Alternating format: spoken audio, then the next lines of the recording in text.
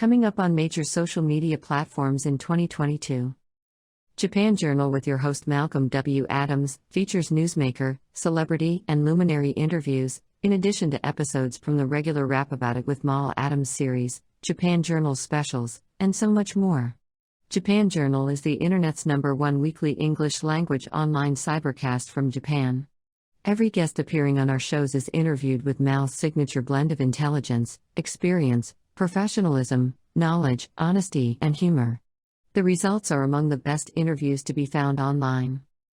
We invite you to comment, follow us, like us, share us, and subscribe to us. Thank you. Good day, everyone, and welcome to another edition of Japan Journal. I'm your host, Mal Adams, here on the internet's #1 weekly English language online cybercast, Japan Journal, with yours truly, Mal Adams, here with another episode of Rap About It with Mal Adams. Today, we're talking about cryptocurrency, and it's a subject that I have been flattening my learning curve on for several weeks now, from various sources online and in person. We have a think tank here established at Total Communications Company Limited of various people who are technologically aware and capable in terms of coding, code writing, and also investing knowledge, financial knowledge, and also media knowledge, and creatives, people who just want to take advantage of the new culture of decentralized finance, if I may use that term, which we'll discuss in this presentation. So bear with me, I'm literally rambling through things as they stream across my consciousness, but we're recording here, so this is a soliloquy. This is Brother Mal just kicking from memory and sharing some personal notes with you. So without any further ado, let's get started.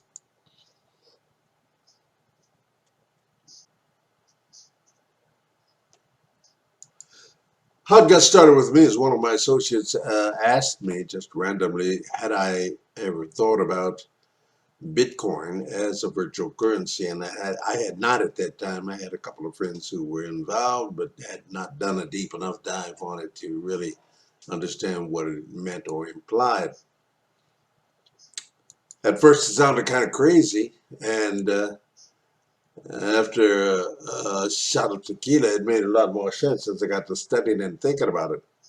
So I started reading as much as I could about it, and I think what struck me was twofold. One, this was the first money purpose built for the internet that you could send around the world, like email, and that struck me as pretty interesting.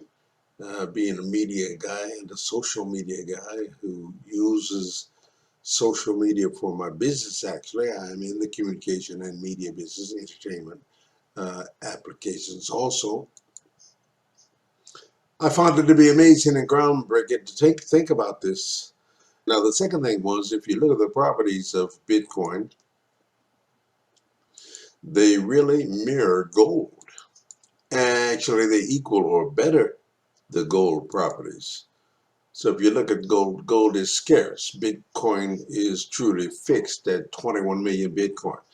And those are divisible up to 100 million pieces. So you don't actually have to buy a full Bitcoin. That's one of the biggest educational hurdles that we see, that people see Bitcoin at $50,000, say, I could never afford a Bitcoin.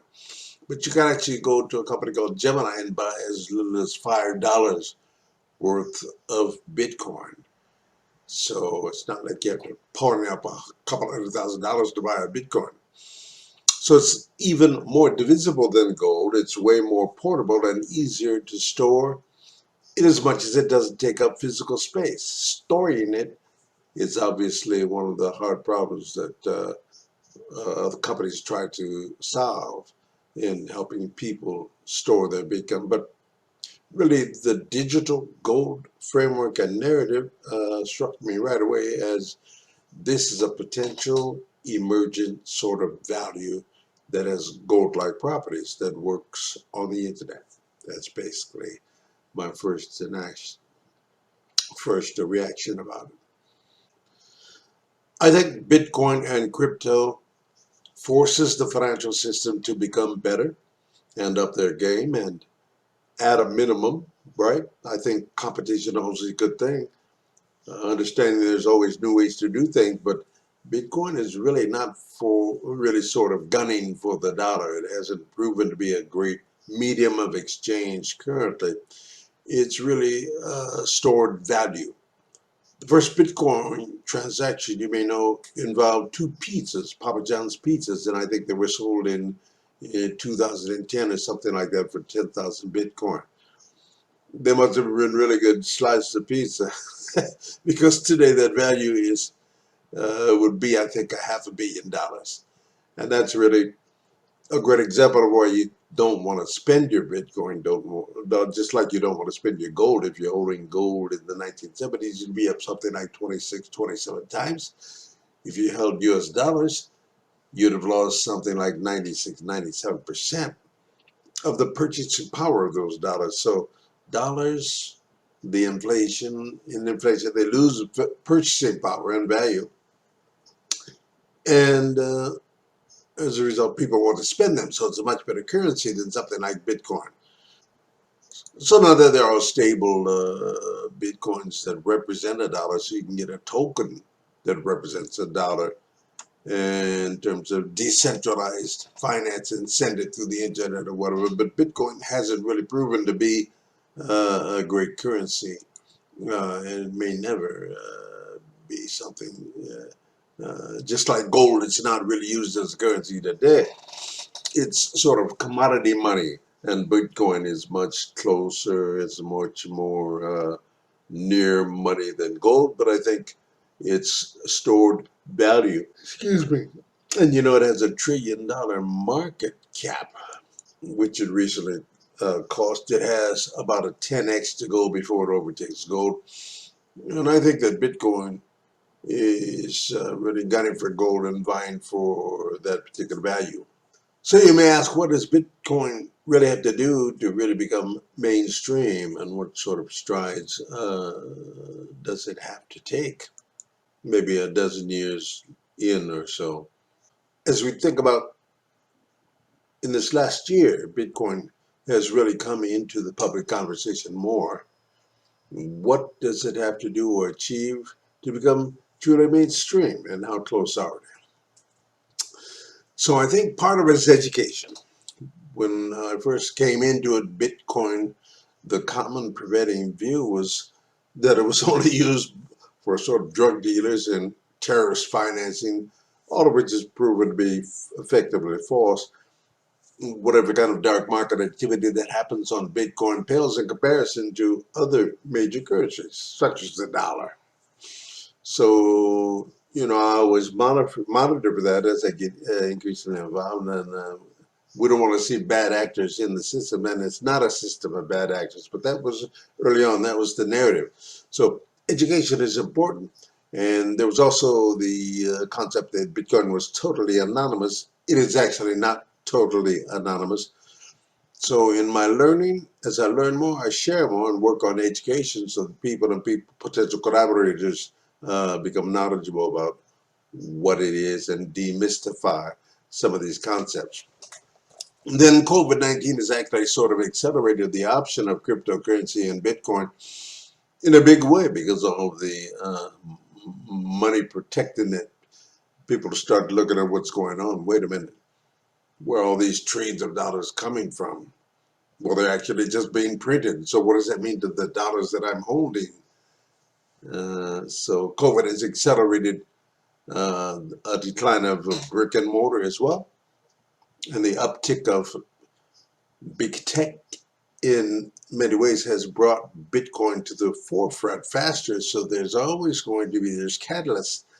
In 2013, the Cyprus bail-in really brought a spotlight to Bitcoin, and people said, oh, wait a second. So if you can have deposits in a bank account in Cyprus, and the government can one day just come in and haircut everything above 100,000 euros, and it's just gone. It was called a bailed in as opposed to a bailed out. That sent the Bitcoin price one of the big catalyst moments.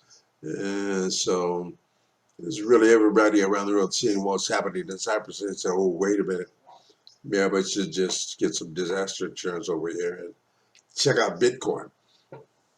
A lot of people view it as break glass, a way of future-proof inflation, or fiat regimes just acting poorly. And so we've seen a lot of mismanagement the past couple of decades of governments mismantling finances, etc. So it's kind of been frightening. So it's a good way to protect yourself, Bitcoin. So there's a lot of activity in crypto right now, NFTs and DApps and decentralized financing, etc. A lot of players are starting to emerge, and so um, you know, as we compare to banking, traditional standard banking with the fiat currency, etc. So how does it look in the future? It's an interesting question. Banking feels to me like it's sort of tied to the old economy in many ways. And a lot of these institutions that have been around for 100 plus years, there's been a ton of consolidation. And I don't think bankers are not technologists. So that's been one of the struggles that people come across. Um, a lot of these systems, financial technology is the expression in banking of the economy trying to bring a tech game to the space.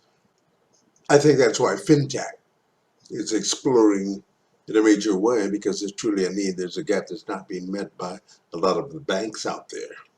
And then if you look at, like, globally, you see there's a billion plus unbanked individuals out there. And if the banking system, or the current system could get there, if they would be there, they want more customers. And they are. They can't really address these folks. And I think something like Bitcoin has the potential to do that. All you really need is an internet connection. There are more smart devices than people on the planet right now. And so with that being addressed, then you can kind of see a transaction emerging in Bitcoin. You can't hold gold, so that's why I'm not bullish on gold in the long term. In the near term, I think it's fine. It'll do okay, but it certainly won't be the fastest to outrun inflation. But it's just not the best, in my opinion, to make that leap. I think crypto has the potential to address the underbanked and the unbanked in ways that the existing system cannot do. And that really excites me as an African American guy, and looking with other people of color who have been oppressed and deprived and uh, suffered injustice in financial disparity. This provides an opportunity that we can address that as an alternative to get people really into the system. Let's pause right here for a minute, and I'll take some further online questions here.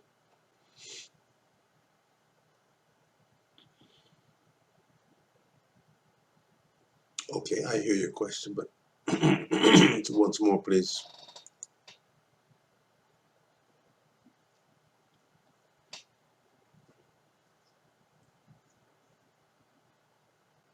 So to continue, I think one of the most interesting developments has been decentralized finance. And that's really had a boon in the past year, where people are building projects that are permissionless, where you can lend and borrow funds, you can trade, and you can just show up with your smart contracts and send your collateral in and transact. You don't actually need permission to do that. So it's really re-architecting big pieces of the financial system in a decentralized, permissionless manner, which is super exciting to me and my collaborators. And it's all based on Ethereum. Oh, that is the cryptocurrency or the BitChain. So the question becomes, how do I invest in this wave? The simplest answer is that you could invest in projects directly, but then you have to sort of pick winners, so to speak. But if you think of Ethereum as basically this decentralized computer, and Ethereum is sort of like Manhattan in buying ethers or in buying a parcel of land, and these projects are like skyscrapers. Well, by owning the land, as people build on top of it and build these skyscrapers, that brings value to you as a property holder. And so really the way to index DeFi, which is one of the most important frontiers in crypto today, you can simply buy Ethereum. So you have a pro rata share of this piece of land that all this good stuff's being built on top of. And a lot of that value uh, accrues to Ether holders. It requires people to use them. These projects are Ether eaters, and they create demand. So what I've been telling people to ask me as I learn more about this, what I've been telling folks is that this is not a financial advice. I just gotta say that. But a lot of people approach me and say, "Hey, how should we enter crypto?" And I think Bitcoin is the historic big starter. Um, I prefer Ethereum right now. I got in a little late, but Ethereum is sort of a place where it makes a lot of sense to have chips on board. Whether that's a 70-30 breakdown between Bitcoin and Ethereum or 50-50, that's a personal decision. But I think that's sort of what I'm looking at and discussing with my collaborators. How do I approach this space? Because in Ethereum is sort of introducing some of this amazing activity in terms of developing projects, and I'm a project kind of a creative guy. I own a company, a group of small companies, enterprises, but all of them have an application in the Ethereum big chain model and space. So if you look at performance, Bitcoin has done incredibly well, and Ethereum has done well too. So you may ask me, what percentage of your portfolio seems reasonable to divide between stock, traditional stock, and crypto? Well, it's an interesting question. I think I often joke, I don't have my skin in my game, I have my body in the game, so to speak. I'm a long-term cryptocurrency guy. But I think maybe a starting point for investors would sort of look to see if you have a gold allocation. What is that? Between 1 and 5% of your portfolio. And then ask yourself, this new form of gold, should you have some exposure? And whether that's taking all of your gold exposure and putting it in Bitcoin or some fraction of it. But I think that I read a thought piece on what I thought that Bitcoin was a $500,000 coin. In August, Bitcoin was trading around 13,000 a coin, and I used the gold framework to look at that price. And a $50,000 Bitcoin has appreciated 5 times, but I believe there's another 10x in it within the decade, potentially more, because Bitcoin can really reach more people than gold because of its properties. And so I think that there are, I can't think of another investment that offers the kind of asymmetric return over the next decade. And so if that's 1% of your portfolio, that becomes 10%. That's a pretty awesome return on the investment. With the worst case scenario, you've lost sort of 1%, but you've got that 10% or 10x upside. So it's also, I think that Bitcoin is not just like an asset, it's like a movement. It sort of started, kicked everything off of the decentralization of the world. And I think that it really should be viewed under the lens of a invention or innovation that is as powerful as the internet itself. The problem with the internet is you have to pick companies. You can't really index the entire internet. But early on, if you could actually buy property on the internet, that would be the best way to do it. But with Bitcoin, you can buy property, you can buy property of the network, etc. So these are movements.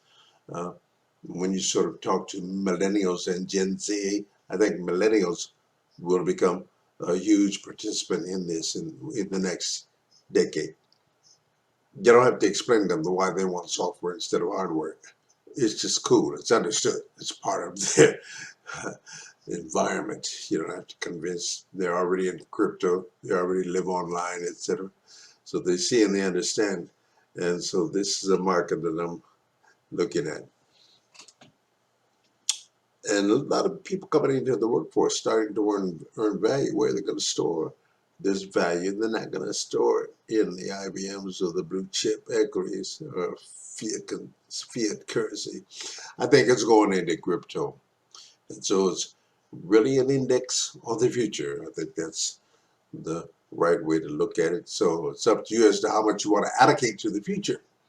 We've seen what it's done in the past decade. You could have said, 2014, you could look at Amazon, from 2014. So I don't think it's slowing down. But these companies are sort of building into the future, and they've got an incredible network effect. And Bitcoin and Ethereum are the major networks, and people are getting involved with these networks. And so you can't take the company model or discount or cash flow when looking at Bitcoin or Ethereum. You have to look at them as really as networks of money and their value, and they're incredibly powerful, and they have incredible growth potential. So that's sort of the lens. Now, NFTs are minted on they're non-fungible, but effectively they're Ethereum smart contracts. The minting process requires Ether to do, and these NFTs are sent on the Ethereum network, which charges fees in Ether. So you're also indexing to an extent that incredible boom of online collectibles. And the larger that grows, talking about NFTs, the larger that grows, the larger Ethereum becomes, and it's going to build around that ecosystem that we can't even predict that everything's happening a year or two from now. We can just imagine what's going to be built on that. So it's a good point that Ethereum is going to have incredible growth potential. And there are others out there that we're not even discussing or thinking about that could be around rights management or title insurance or really cool insurance contracts, etc. Insurance and all kind of things that you can build on Ethereum. So it's all going to add value to holders of Ether. So I agree that Bitcoin and Ethereum are the meat and potatoes of a crypto portfolio. I joke and say Bitcoin is the gateway drug. It's the easiest to understand because it's the simplest. But Ethereum is right there, uh, kind of compared to gold. You don't have to know a lot about gold, but it's easy to analogize, as far as Bitcoin. But Ethereum has sort of this space, this creative space that's unbounded in terms of the possibilities, because it's just an operating system where you can really build anything. It's hard to analogize that. in terms of the potential, in the sense that you can use digital gold for Bitcoin, okay, but then push beyond that, you have to think about how it gets there. With Ethereum, really, it's hard to put a bound on creativity and people building on this really, really cool system. So I think that Bitcoin and Ethereum, those are the two starting points, and describes the activity that's going on right now. So I've come to love the marketplace of NFTs. You know, I prefer Ethereum right now, but there are others. And it's like a shopping mall. You go in certain malls, contain and provide certain products. So you go shopping, but Ethereum's and OpenSea uh, is a good one. Buying Ethereum is also a pretty straightforward way to index a lot of this stuff. So I asked people, that's been written about the environmental impact of Bitcoin. It takes more and more energy as we go along. There are lots of potential ways to solve it or alternatives. So what is the big picture? Well, it's something that needs to be considered. Environmental impact is what we're talking about. So one thing to note is that these are open source software projects, so they're upgradable. They will evolve and they do evolve. And so Ethereum is actually moving to proof of stake, so it won't use proof of work mining going forward within, I think, a year or so. And that may be more energy efficient, the mining process, and consume a smaller footprint. So there are ways to sort of change or upgrade mining algorithms to create less of a footprint. Whether Bitcoin is going to do that's probably unlikely. I think it's just going to stay as it is, a little bit more conservative. So much tied in the network that the thing changes are made very slowly and take a long time, and many of the changes will never be made. But the goal is to lock down Bitcoin and keep it censorship resistant and reduce the attack vector. Bitcoin's not experimenting. It's not going to be that place.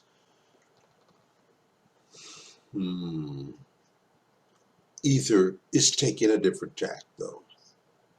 Although that being said, these conversations around the green aspects of Bitcoin, I think, fail to really have a more informed context. If we're going to talk about the energy consumption of Bitcoin, we should look at the energy consumption of the internet. We should look at that of the footprint of smartphones. And we should really look at the financial system. What is the actual energy consumption of the financial system? And a lot of the processes, quite frankly, have not been animated. All the skyscrapers, automated, I'm saying, all skyscrapers, etc.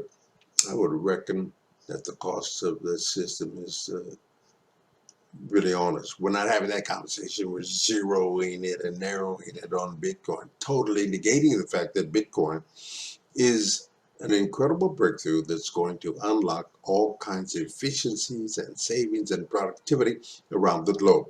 And so we have to look at both sides of the equation and what deficiencies would it bring to the financial system and what prosperity it will bring if it can bring 1 billion people online into the financial system going forward.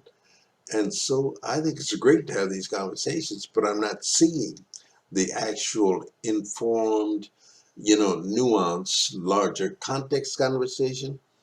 And sometimes I don't think there's a conversation questioning the green impact of the iPhone and smartphones. They clearly consume energy. They didn't exist 25 years ago, right? And so the amount of consumption on that, so, it's good conversation to have, but let's do it in this context, understand what is the net. Now, the net overall to me is, for humanity, prosperity is enormous. And I think it's going to bring incredible efficiencies and or allow us to do things that are fundamental to human financial inclusion, privacy, and human rights. And that's a conversation I'd like to have. And I think we'll get there. But right now, we're not there. What's the most interesting subculture given all this? I think crypto is definitely one of the most interesting subcultures. There's a lot of memes associated with crypto. But when I first started studying Bitcoin, a lot of the characters that I was bumping into was definitely Wild West characters.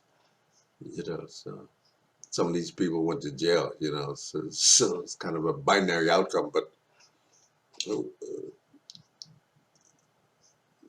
there's a lot of growth in the space right now. So there's a lot of disagreement and heated debate, but I love it. The NFT space. Wow, when I started walking in there, I felt a similar energy and enthusiasm. And also, you find this in the Ethereum community. They're super vibrant and interesting places to be. And a lot of the thinking and sort of the audacity to think big and create big and take risks is amazing. And it's really powered the growth story for many, many years, and that's been amazing. I think it's breaking up a little bit in the sense that crypto is really a decentralized global phenomenon. You don't have to be in Silicon Valley to develop crypto. I think that's healthy. And so there isn't like much of a Silicon Valley for crypto. We're seeing kids in Scandinavia building billion-dollar projects on DeFi, and they just graduated college. So there's no centralized hub. I think New York is one of them, in the sense that there are a lot of companies that are building in New York, but it's really a decentralized phenomenon, which is super exciting. And I think when you start to meet people in the space and look at the projects, to my earlier point, as someone who's looking to invest, that's the kind of electricity that you really want to get by. I think there's some really interesting companies out there, but I'm more into like building and getting behind massive movements like the internet, like Bitcoin, like Web3. I think you'll be happy if you head in that direction. I'm plunging headlong into the metaverse, the universe, the omniverse, and all of these things, because Total Communications Company Limited and the Total Communications Group will thrive in those spaces in the months and years ahead. So thank you very much for your inquiries. If anybody's interested in crypto, holla at your brother. I'll be in the foothills of Mount Fuji, right here in beautiful downtown Kakadao City in Shizuoka Prefecture on the west end, in the center of the Japanese archipelago. I am your brother Mal, on Rap About It with Mal Adams. Thank you for watching.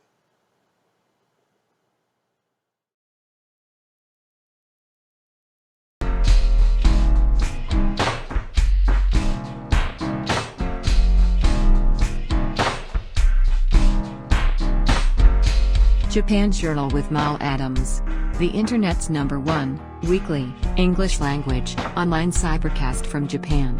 This episode features our regular series, Rap About It.